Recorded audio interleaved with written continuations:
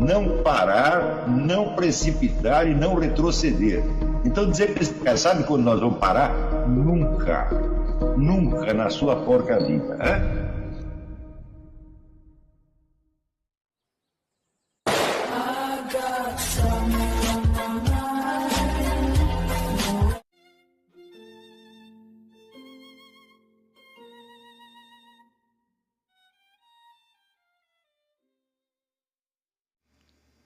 E aí pessoal, tranquilo? Então vem aqui antes do vídeo começar, pedir para vocês se inscreverem, quem não for inscrito, compartilhar, curtir, comentar. Quem puder seja membro do canal, que isso ajuda bastante. Tem também o link do Apoia-se. Quem puder ajudar nosso canal e apoiar financeiramente vai ser muito bem-vindo. Mas o mais importante é transmitir o conteúdo e os conhecimentos do professor Olavo de Carvalho para mais e mais brasileiros. Então compartilhe e ajude aí nossa causa. Muito obrigado a todos os membros, apoiadores do canal. Fico muito feliz. Tenho certeza que a gente está no caminho certo. Então fiquem com o vídeo e até mais. Valeu! Vocês devem ter visto no meu Facebook aquele quadro estatístico que na verdade pertence a um trabalho científico ainda não publicado, que está apenas circulando em resumo na internet, a respeito da ascensão e queda do QI médio em várias nações, onde nós vemos que em praticamente todos os países abrangidos, alguns da América, da Europa, da Ásia e da África, em todos os países, sem exceção, o QI médio subiu. O único onde baixou foi o Brasil, e não baixou pouco, e vem baixando há pelo menos 40 anos, né? Então é claro que a queda do QI de uma população implica o decréscimo da sua capacidade de lutar pela vida, de resolver seus problemas, tá certo? E, portanto, isso, a meu ver, equivale a um genocídio, a liquidação progressiva e inexorável de uma população. Eu considero, evidentemente, que todos os responsáveis por esta situação, que são diretamente os donos da mídia, os chefes da educação, líderes e chefes da educação nacional, a indústria editorial, os jornalistas, os formadores de opinião, são todos responsáveis por isto e são todos criminosos no mais alto grau. Portanto, o que quer que se faça contra essa gente é legítima, uma questão de salvação nacional. Isto é o problema mais sério que o Brasil já teve. Se pensar assim, a corrupção, perda de desvio de dinheiro público, tudo isto é fichinha perto do que está acontecendo com a população, com a inteligência da população brasileira, que, na medida em que se torna mais burra, se torna também mais inerme, mais inerme, mais incapaz, e se torna uma vítima fácil de tudo quanto é. Por qualquer problema pequenininho se torna impossível de resolver. Vocês vendo, por exemplo, essa questão da violência endêmica, 70 mil homicídios por ano, que se arrasta aí há 30 anos e ninguém consegue fazer nada. Às vezes não é porque há alguma força secreta resistindo contra isso, é simplesmente as pessoas não são capazes. Se você juntar o nosso parlamento inteiro, só tem incapazes, todos eles, praticamente sem exceção. Se tiver uma ou duas pessoas de inteligência normal lá, é muito. Porque é claro que o parlamento, sendo eleito, ele é uma amostragem da população.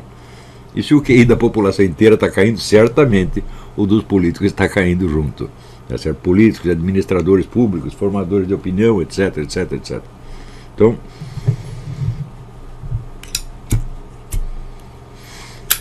se você pensar bem, a corrupção comparada com isso é um nada. Se você soma o mensalão e petróleo, tudo que nós perdemos ali é um nada, comparável à perda de capacidade da população.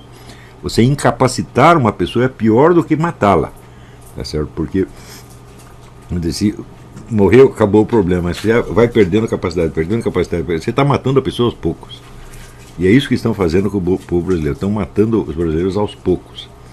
O incrível é que você vê ali em países paupérrimos, como o Quênia e o Sudão, o QI subiu, meu Deus do céu. O que está acontecendo no Brasil? Então, isto não é coincidência, isto não é fruto de forças históricas anônimas. Isto aí é responsabilidade direta dos planejadores da educação, da mídia, das universidades, etc, etc, etc. Então, se vierem para cima de mim com conversa de combate à corrupção, eu vou mandar pastar, porque olha, isso aí não é problema. O problema é,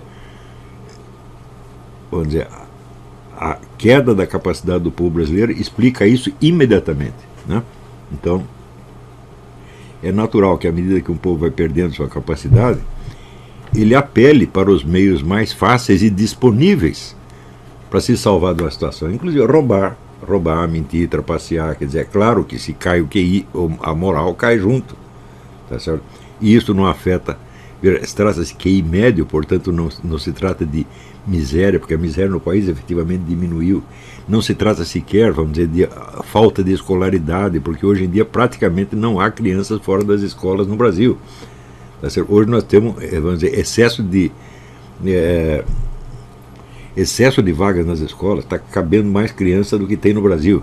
Então não é este o problema. O problema é o conteúdo que está sendo ensinado. Se alguém falar, precisamos investir em educação, o investimento em educação já é monstruoso no Brasil. Não é isso que falta não é dinheiro, que falta não são escolas, que falta não são professores. O problema são os conteúdos que estão sendo transmitidos, que parecem realmente calculados para imbecilizar as pessoas. Quando a gente usa o verbo imbecilizar, não é força de expressão, não é hipérbole, é uma coisa, um fato bruto de ordem material. Muito bem. Isto tem algo remotamente a ver com aquilo que eu havia planejado para ser a aula de hoje.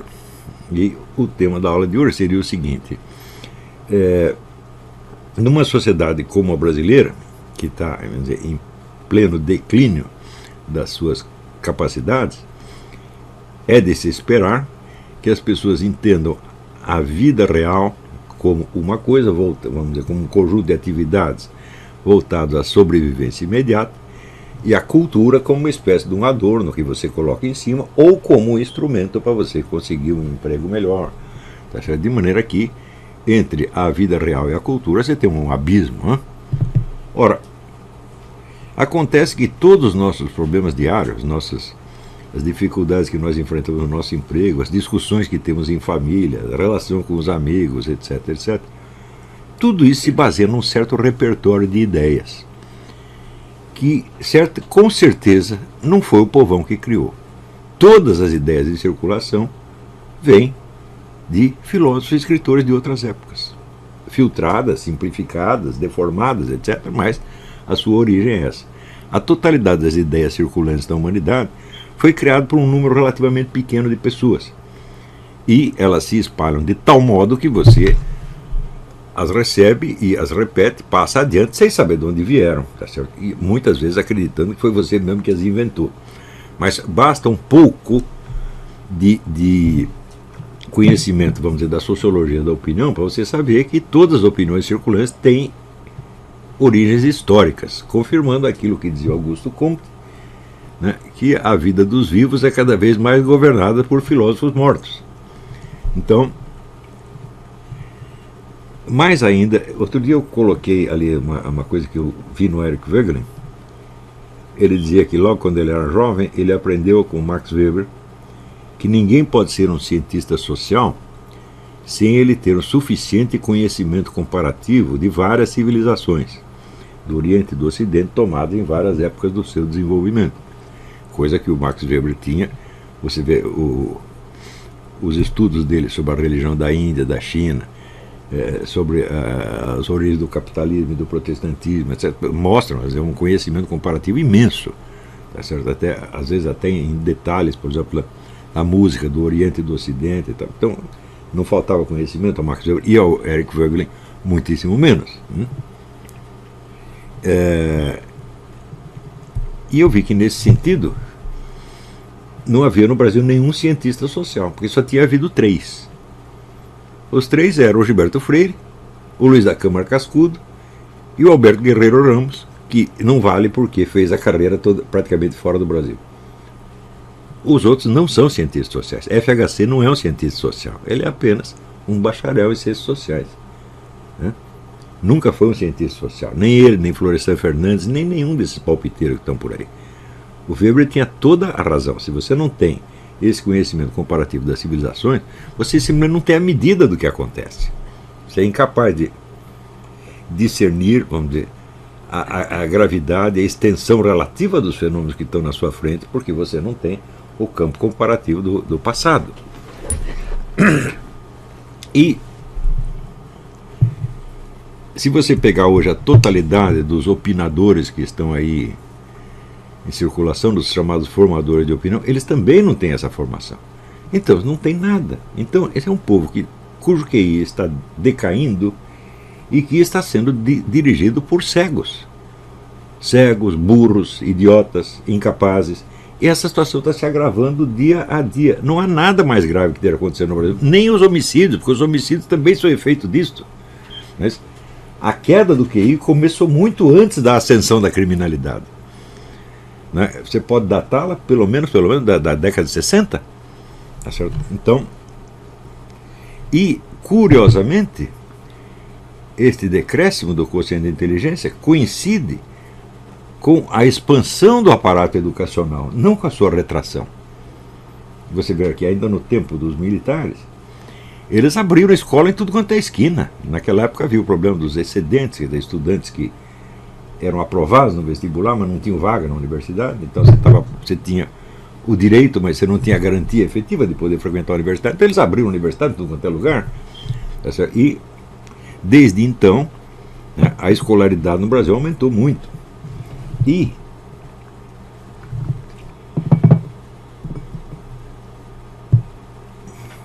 este fato me leva à conclusão de que o problema não são os meios materiais de educação, mas o conteúdo. O problema não é o hardware, é o software da educação. Tá certo? Nessas circunstâncias, é normal que as pessoas não tenham a menor ideia da origem das suas opiniões. Simplesmente ouve em algum lugar, repete, pensando que é dele mesmo. E, portanto, está todo mundo perdido no tempo histórico. Eles não sabem aonde estão historicamente. Como é que um povo assim pode decidir as suas coisas? Mas se você pegar os americanos, em geral, pelo menos uma certa ideia da evolução histórica dos Estados Unidos, o cidadão americano, digamos, de entre 40 e 60 anos tem. A geração mais nova já não tem muito, mas se você pegar as pessoas entre 40 e 70, né, eles têm ideia da Declaração da Independência, da Guerra Civil, da participação dos Estados Unidos nas duas guerras mundiais, da Guerra da Coreia, da Guerra do Vietnã, do assassinato do Kennedy, etc. Eles sabem essas coisas, eles têm essa referência.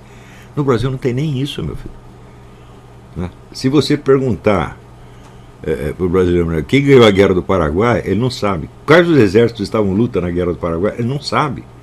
Não é isso? Você viu quando o pessoal aí de Santos decidiu fazer o filme sobre o José Bonifácio, Rafael Nogueira, Mauro Ventura, outros, eles entenderam isso como uma obra de salvação nacional, porque o José Bonifácio foi o sujeito que inventou o Brasil. O Brasil como nação foi realmente uma invenção pessoal de José Bonifácio. E se você procurar aqui nos Estados Unidos, você tem milhares de edições dos escritos, por exemplo, de Thomas Jefferson. Eu mesmo tenho aqui publicado pela Library of America, que é altamente popular. Todo lugar que você vai tem livro de Thomas Jefferson, o pessoal sabe o que ele disse, o que ele pensou. Após que o José Bonifácio, ninguém tem a menor ideia do que o homem pensou. Então é um povo que está perdido não só dentro, vamos dizer, do quadro maior da história da civilização como um todo, mas dentro da história do seu próprio país. Como é que as pessoas assim podem tomar decisões, meu Deus do céu? É por isso que a gente vê toda hora as pessoas adotarem modas que eram de 60 anos atrás, acreditando que elas estão fazendo uma grande novidade. Diz que agora a moda é as garotas não rasparem as pernas. Fala, mas eu vi isso igualzinho nos anos 60. Pernas e sovacos, né? Outro dia veio um neguinho e escreveu para mim o seguinte: você não sabe nada, você precisa ler as veias abertas da América Latina, tá certo? Eu digo, mas eu li esse livro quando eu tinha 17 anos, e esse livro é uma porcaria, já superei isso, e o autor já disse que o livro é uma porcaria, e vê um garoto assim, crente, que ele está me dizendo uma grande novidade. Ora, 80% do que eu vejo acontecer é retrô. Tudo isso já foi feito nos anos 60, a gente vê de novo, tá certo? Quanto às ideias circulantes, outro dia apareceu um livro extraordinário na França dizendo, com o título Os anos 30 estão de volta. Quer dizer, na esfera intelectual também você está voltando às ideias dos anos 30. Isso não quer dizer que a situação hoje seja dos anos 30. Quer dizer que as pessoas estão interpretando a vida atual em termos que serviam para uma outra época. Outro dia eu vi um historiador russo dando uma entrevista que eu achei espetacular. Ele diz: a maior parte das teorias sociais surge quando os fenômenos que elas explicam estão no fim. Então, quer dizer, elas não servem para rigorosamente nada, elas explicam o passado até aquele ponto e para dentro não serve. Se você pegar, por exemplo, as transformações do capitalismo desde o tempo do Karl Marx, você vê que Karl Marx explicou relativamente bem o capitalismo da Inglaterra e da França entre os anos 20 e 30 do século XIX.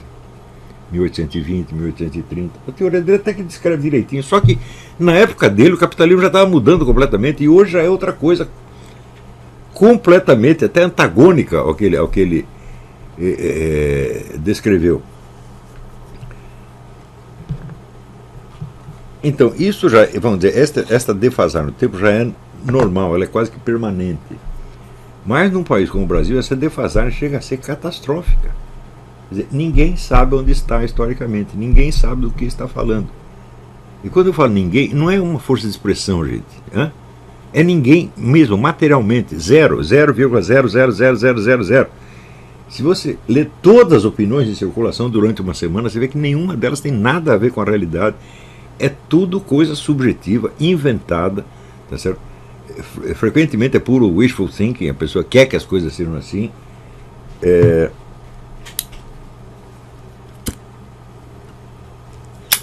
E daí surgem fenômenos como o dos três patetas, que são evidentemente todos os três idiotas, despreparados completamente, e que,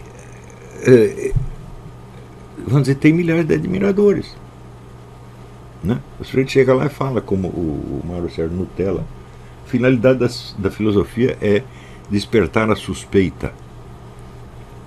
Ele ouviu falar que havia uma técnica da suspeita, que veio com Descartes, depois fez grandes progressos com Marx, Nietzsche e Freud, e sai repetindo isso aí, né? Mas, em primeiro lugar, a filosofia não existe para despertar a suspeita, ela lida com as suspeitas já existentes, com dúvidas já existentes, de algum modo, tá certo? E, mais ainda, quando Descartes diz colocar tudo em dúvida, ele não está se referindo a tudo, ele está se referindo ao campo de investigação filosófica dele.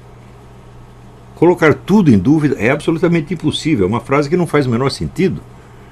É impossível você formular uma dúvida sem você montá-la em cima de uma montanha de certezas que você não vai questionar naquele momento.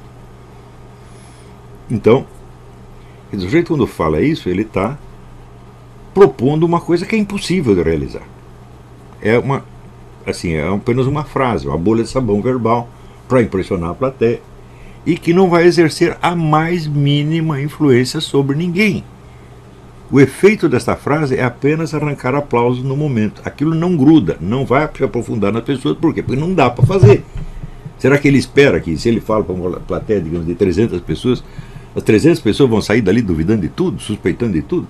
É claro que não, porque mesmo ele não consegue fazer isso. Não é isso? Então, por exemplo, se você diz a finalidade da filosofia é esta ou aquela, bom, você está afirmando que a filosofia tem uma finalidade. Prove que ela tem uma finalidade. Tá? Nós não sabemos se ela tem. Isso seria matéria de investigação? Não de suspeita, mas de investigação. Outra coisa, quando você fala a filosofia, bom, existem milhares de filósofos e cada um deles tem um conceito diferente da filosofia. O que você está falando se aplica a todos eles? Ou é apenas uma ideia sua? O que você chama de filosofia é o que, digamos, Plotino chamaria de filosofia, Karl Marx chamaria de filosofia, Nietzsche chamaria de filosofia? Eu tenho certeza suficiente de que a minha definição da filosofia como unidade do conhecimento, não unidade da consciência e vice-versa, se aplica a todos os filósofos, independentemente de quais sejam as suas doutrinas. Mas você dizer que a filosofia se destina, vamos dizer, a finalidade dela é despertar suspeita, bate de frente já com o maior filósofo do Ocidente, que foi Leibniz. Leibniz diz o seguinte: eu acredito em tudo quanto eu leio. Quer dizer que o método heurístico do Leibniz era o contrário do Descartes. Em vez de botar tudo em dúvida, não, nós acreditamos em tudo para ver o que dá. Funciona também, funciona tanto quanto a suspeita. Não é isso? Por exemplo, se você é um policial, um delegado de polícia, está investigando um crime, tanto faz você suspeitar de todas as testemunhas ou acreditar piamente em todas elas. O processo vai ser exatamente o mesmo. Aliás, você tem até a obrigação de acreditar em todas. Você não pode suspeitar em vão de ninguém. Então você nem suspeita e nem acredita. Você simplesmente aceita os depoimentos como eles vêm.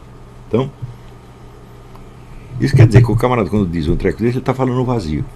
Ele não sabe o que está falando. Ele não se perguntou o que aquilo quer dizer. Ele apenas achou uma frase bonita e repetiu. Esse tipo de coisa acontece o tempo todo em tudo quanto é debate nacional, em tudo quanto é editorial, em tudo quanto é artigo de jornal, em tudo quanto é tese universitária. E não é de espantar que a camada mais intelectualizada esteja assim, porque ela faz parte da nação e o QI dela também está caindo junto.